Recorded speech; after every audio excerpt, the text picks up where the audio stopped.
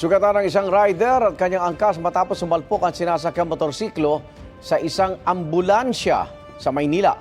At 2 pasyenteng sakay ng ambulansya natamaan naman ng mga bubog. Yan ang unang balita ni Bam Alegre.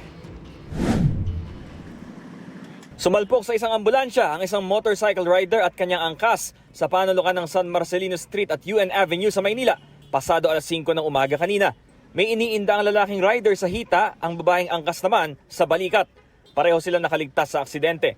Magpartner ang dalawa na kapwa nagtatrabaho bilang security guard. Papasok pa lang sana sila nang mangyari ang banggaan ayon sa tatay ng lalaking na aksidente. Ginising lang po ako ng asawa ko na sabi na papuntahin ako dito sa UN. Gawa ng nadisgrasya daw sila sa motor. Kahiga na siya rito. Dalawa na sila. Akala ko siya lang mag-isa. Yung kasama pa niya yung girlfriend niya. Walang galos ang ambulance driver pero ang 2 pasyente na dadalhin niya sana sa isang ospital sa Quezon City natamaan ng bubog. For drop naman ako ng ortho at saka NKTI Heart Center. Ayun po, paglampas ko rito sa may San Marcelino, bigla na lang bumalandar yung motor sa likod ko. Sa side. Oo. Galing po siya rito. Parang didiretso siya. Iniimbestigahan na ng Manila Traffic Bureau ang nangyaring aksidente. Ito ang unang balita, Bam Alegre, para sa GMA Integrated News.